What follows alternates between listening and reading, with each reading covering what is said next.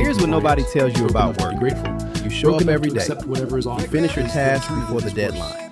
You solve problems without being asked. Your boss stops checking in because they don't need to. Your teammates start coming to you first when something goes wrong. And in your head, you're winning. You're doing everything right, except you're not. What you've actually built, without realizing it, is a cage.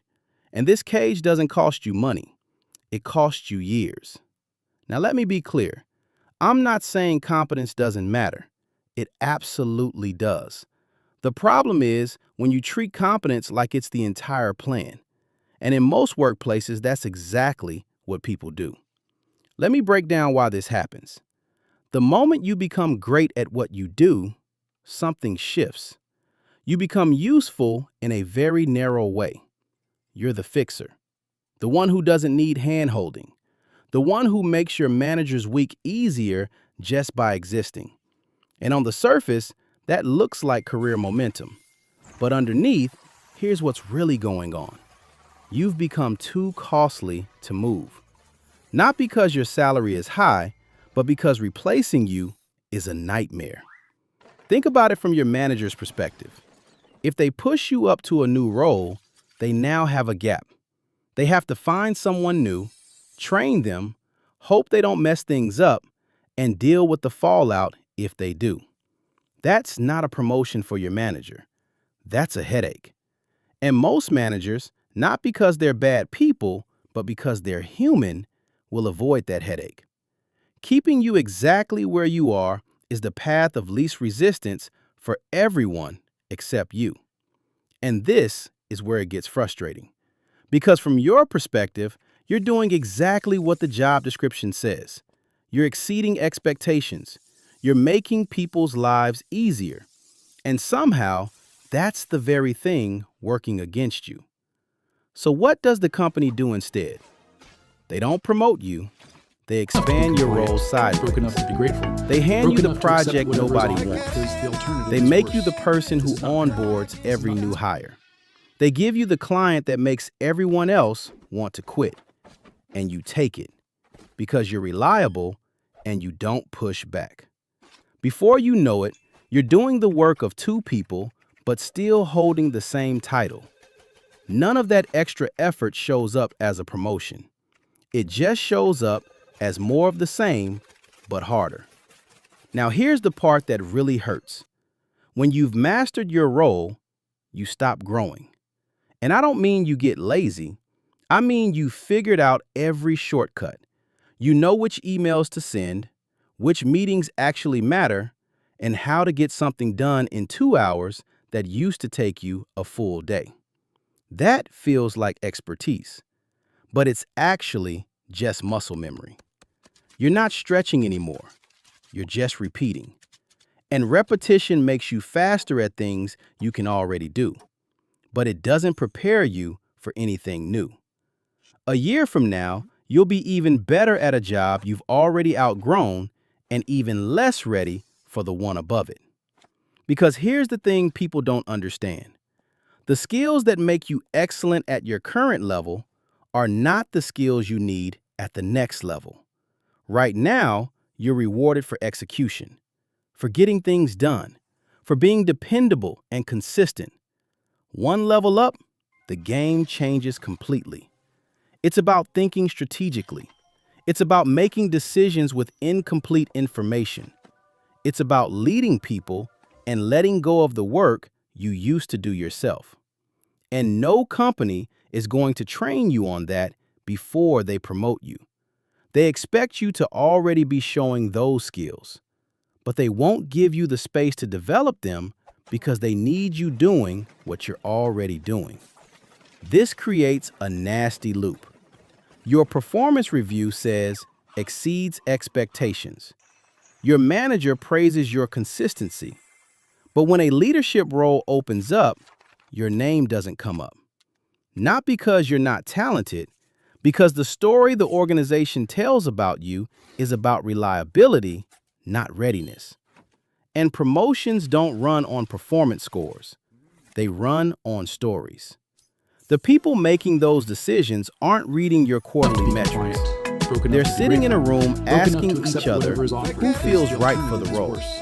And if your story is just that person who always delivers, that's a great story for keeping you where you are, not for moving you up.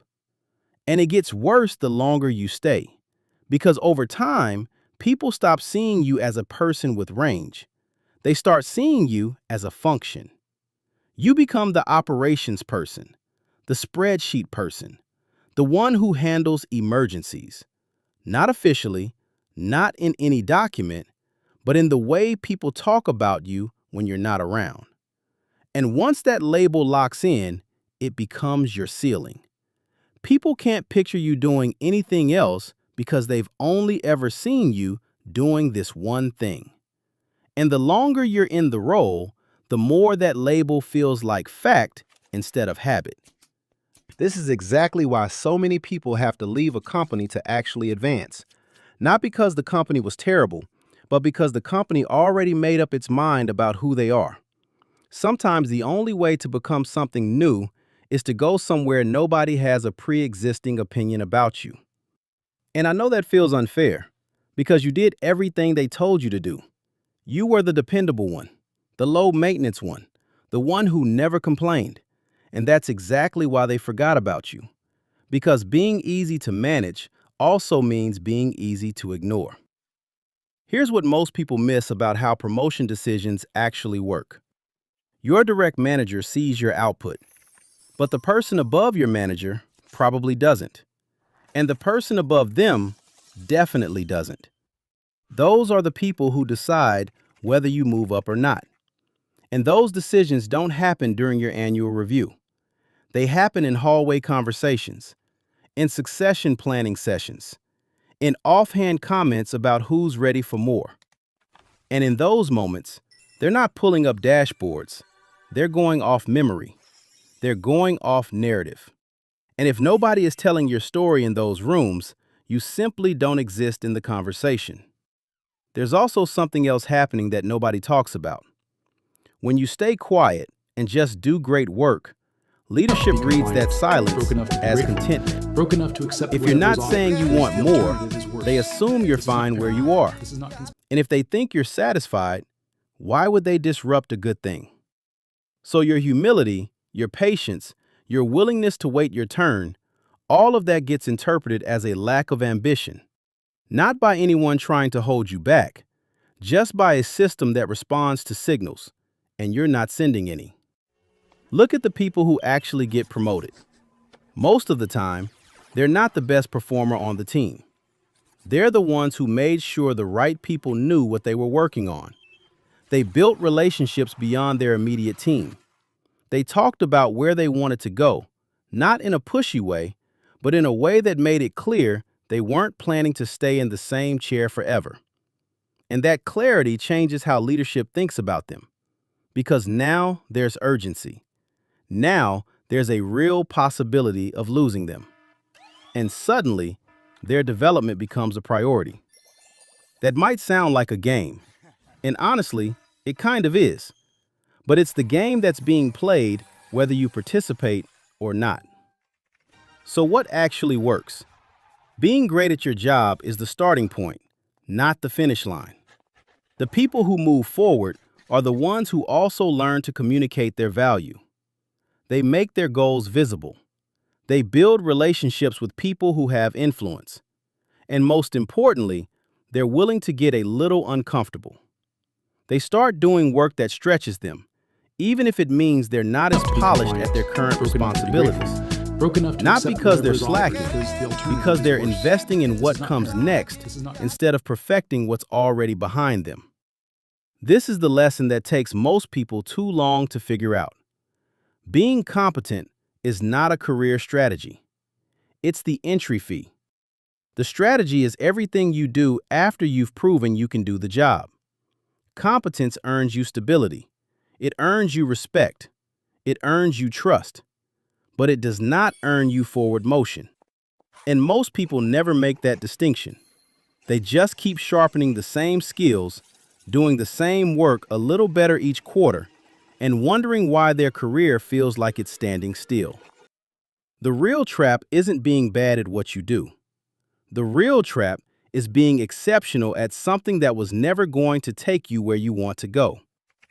You spend years getting incredible at a role that has a ceiling built into it. Broke enough to accept And by the time you see the ceiling, you've already lost time you can't recover. Not because you failed, because you succeeded at the wrong thing for too long. The comfort of being the best at what you do is seductive. The praise feels earned.